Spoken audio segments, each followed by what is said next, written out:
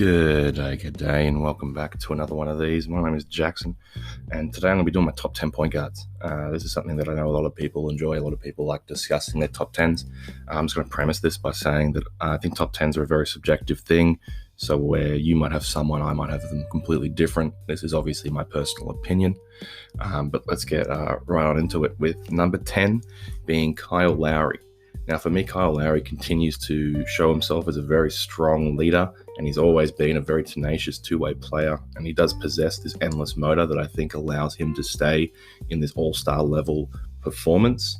And I think over the past couple seasons, he's definitely been able to abolish this reputation of a playoff underperformer. I mean, he won a title with Kawhi Leonard, and he had an incredible Eastern Conference semifinals against Boston this year. So I think that anyone that does call him a playoff choker just doesn't watch him enough. Now, moving on to number 9, this is probably the hardest player to rank and most likely going to be the most controversial one of my picks. But I have Westbrook at number 9. And this is mainly because I think that whilst he has his impressive stats and that he is an MVP, you can't take that away from him. He's had some tremendous things when it comes to the history of the league.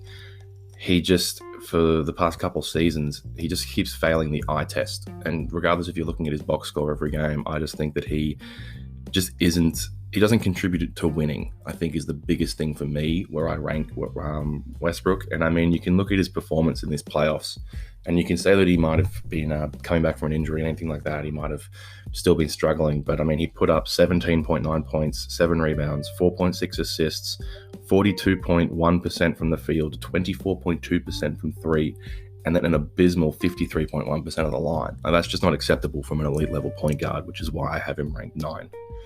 And number 8 is Trae Young. Now, Trae Young for me is probably one of the best upcoming talents in the league. But the thing that really, for me, makes him fall down these rankings is that the bloke couldn't defend a wet paper bag. I mean, he has the defensive structure of a toddler. It's quite embarrassing to watch sometimes, but when it comes to the offensive game, he almost has no peers. This kid is capable of averaging close to the same realm of James Harden, and I'm definitely interested to see how his defense goes in the future. So now number 7. Now this guy's definitely got a lot of profit out of the playoffs, and that's Jamal Murray. For me personally, I thought Jamal Murray was a fairly average starting point guard coming into last season, and he didn't really do much to prove me wrong until he reached the playoffs, where he saw increases basically across the board. He became deadly efficient, was 0.3% away from being 50-40-90 during that period, and he was also able to raise one of his advanced stats known as the PER by 6 whole points, which is quite astounding considering that a lot of players do tend to shy away from the limelight. Jamal Murray has proven that he's not shy, and he will definitely show you up. Now, number 6, this is my hometown boy, Ben Simmons. Now, whilst a lot of people definitely will point towards his 3-point percentage bringing him down in their rankings, I still think that he is one of the most tremendous two-way players in the league. I think he has Defensive Player of the Year potential, as well as being one of the better facilitators throughout the entire league.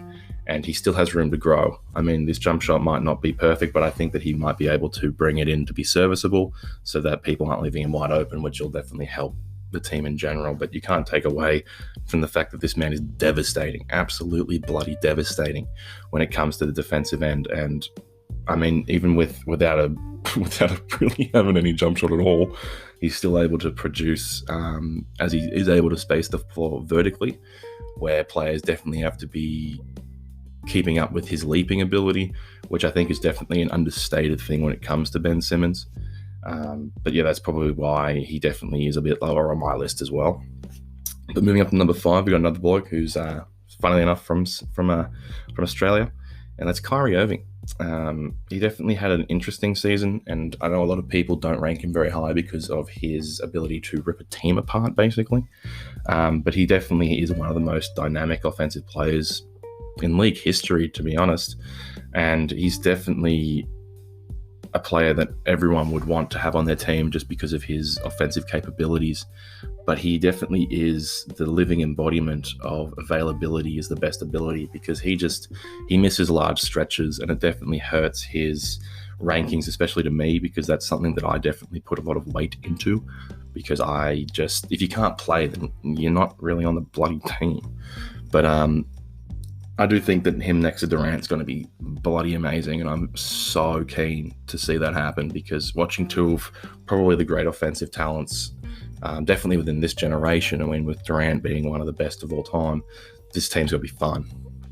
Now, moving on to number 4, we've got Chris Paul, the old-mate CP3, coming off one of his best seasons, and arguably, to me at least, one of the seasons that I'll always remember from an individual, because he was able to bring this team that everyone thought was going to be fighting for the number 1 pick into the playoffs and gave the Houston Rockets a real run for their money. He definitely just proved to people that whilst he might not have a brilliant playoff resume, he still is one of the best point guards of all time. He had one of the strongest clutch performances throughout the season. I believe he led the league in what they call clutch scoring, which is basically just scoring with the last 5 minutes of the game when the game is within a certain number of points. But he's also able to be a very strong two-way player, as well as being one of the smartest players on the floor at all times. But we're definitely going to have to wait and see how his age affects him. And I'm very, very, and I'll say this again, very keen to see him with Devin Booker, because I think Devin Booker has the ability to be an all-time offensive talent with the skill set that he has. So with Chris Paul, I definitely think that he's going to be able to get that out of him. Okay, moving into the top 3. This third player is one of my favorite players of all time. This is Damian Lillard. Now, Dame Time is an offensive powerhouse. There's no other way to describe it. His offensive game is up there with a man who is ranked ahead of him in Steph Curry. He's able to shoot basically from anywhere on the floor. I mean, there's a reason why they call him Logo Lillard. But the man, my hell would be having to guard Damian Lillard for eternity, because you would just be embarrassed. You would never win. And the man is he's unstoppable, and his numbers speak for themselves. And I think that this season he is definitely, almost every season, he's a dark horse candidate to win MVP, especially with this Trailblazers team, which I think has improved. And I think that Lillard will come back a lot more hungry, especially with the pieces around him now. So this is why I've got there's no way you can have Lillard out of your top 3 when you're talking about the best point guards in the league.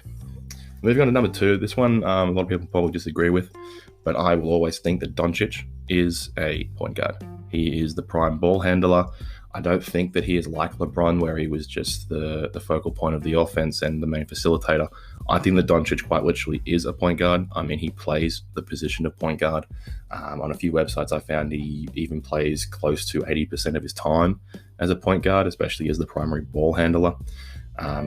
Doncic, what can you say about it? The man had one of the greatest offensive seasons of all time, especially for that team. He's an all-round monster, and I think that this man will go down as one of the best players of all time. Definitely the best European player of all time. I honestly do think that when everything is said and done, he will have a better career than Dirk. He just has a lot more tools around him, and he seems to be one of those players that I think players will gravitate to play with. Now, number 1, you guys can basically guess who this guy is. It's Steph bloody Curry. The man, even though he missed the majority of last season, is still Steph bloody Curry. What can you say about the man except that he is Steph bloody Curry? The man quite literally changed the game. And I think that this season, even with Clay being out, and I hope that he has a speedy recovery, it's still Steph bloody Curry. The man changes games. He's what I like to call a walking system. Similar to that of like Rudy Gobert, LeBron James, all these other players, that when they're on the court, the entire mentality of the game will change.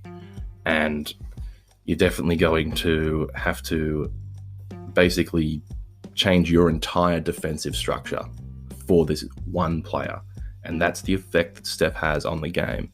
Not to mention that he's a great leader, that whilst he's not the greatest defender, he still puts in the effort, he still attempts, he still plays those passing lanes, so he's not an absolute detriment to his team. But, it's Steph bloody Curry. I don't really know what else to bloody say about him, because you just can't have anyone better at the moment in that point guard position, because Steph is going to come back and he's going to destroy people. That's just how Steph is. And I'm definitely excited to see how he goes with Wiseman, but I'm definitely just praying for a speedy recovery from old mate Clay to see that this team come back to their former glory. So that's my top 10, guys. Let me know what you guys think. Let me know what you guys think I got right, what I got wrong, what you guys would rank people. If you don't even think some of these guys are point guards, because I know there's a few there that probably might not classify. But yeah, I'll catch you guys in the next one, and cheers.